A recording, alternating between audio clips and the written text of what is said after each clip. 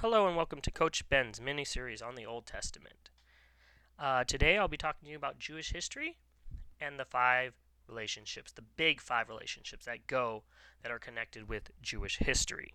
This is a four-part series for the big five relationships, and in this particular part, it's the first part of the four, and it's the general themes. So you'll get the five themes, I'll explain them, and then in the next three videos, we'll go into more depth.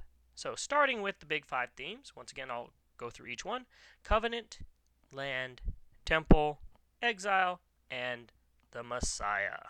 So the first one, covenant. This should not be a new term. We've talked about this several times now. Once again, it is an agreement between God and the chosen person that is an Israelite. And it is then that Israelite's job to go off and spread that covenant to the rest of the world, or Israelites.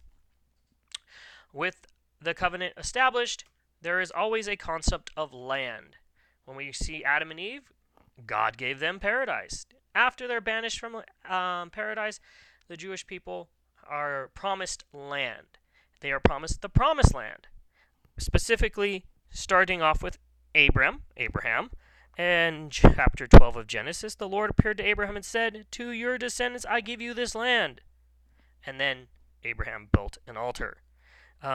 In the next chapter, chapter 13 of Genesis, we also see after Lot had parted from Abraham, the Lord said to Abraham, "Look at you and look at where you are. Gaze to the north and to the south, to the east and to the west. All the land that you see will be given to you and your descendants forever." And then it continues to say, "I will make your descendants like the dust of the earth. If anyone can count the dust of the earth, your descendants too might be counted," meaning it will spread all over. "Get up and walk through your land across the lengths and breadths, for I give it to you." In chapter 15, we continue with this concept of the promised land. "On that day, the Lord made a covenant with Abram, saying, 'To your descendants I give you this land, and from the Wadi of Egypt to the great river of the Euphrates, the land of the Canaanites, the Kenizzites, the Cadmonites, the Hittites, the Perizzites, the Rehans, the Amorites, and the Canaanites, and the Girgashianites, and the Jebusites." So pretty much giving them all kinds of land. And that in this image that I have in front of you, this is the promised land within that red lines. And then lastly, in chapter 28 of Genesis, it says, "And there was the Lord standing beside him, saying, 'I am the Lord, the God of Abraham, your father, and the God of Isaac. The land in which you are lying I give to you and your descendants. Your descendants will be like the dust of the earth.'" And so it's very similar what he said to Abraham, and he's talking to Jacob. So the land is promised to the Israelite people from God. So we get a covenant, and all the covenants have connection to this particular promised land. Other chapters in the Bible, other books in the Bible has more information, but since we focused on Genesis, that's where we're going to leave off. Next come Temple and Ten Commandments, or Ten Commandments. In the story of Moses, we're talking about the Ten Commandments. But we have a theme of a temple. So if we look at any character in the Old Testament, let's take the story of Adam and Eve. They get a covenant with God. You can be here. You can live on paradise. That's the land. So they have a covenant that's connected directly to land. And then there's a concept of the temple. The temple can be seen in many different ways in the story of Adam and Eve. The temple could be an actual temple, which there isn't one. So maybe we're talking about the tree, the forbidden tree.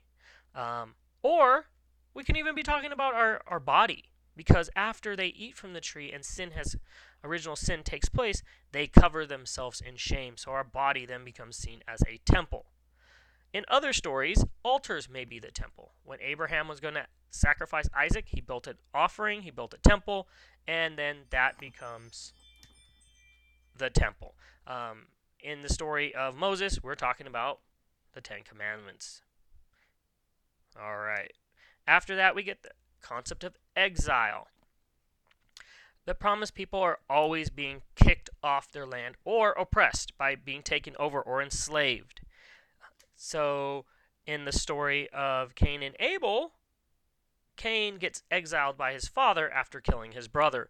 Other stories, such as Moses, you know that the Israelites are in the desert for 40 years. They're in exile. They're off the land. Or even when they're enslaved, when they're in Egypt, that's also a time of exile.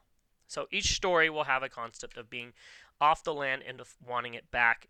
It could be connected to the land, or it could be connected to punishment. And then lastly, we're talking about a Messiah figure, somebody that will come in and help save the Israelites. When you have your project, you'll be looking at particular people. That person might be the Messiah figure. If not, that story is looking for someone to be the Messiah.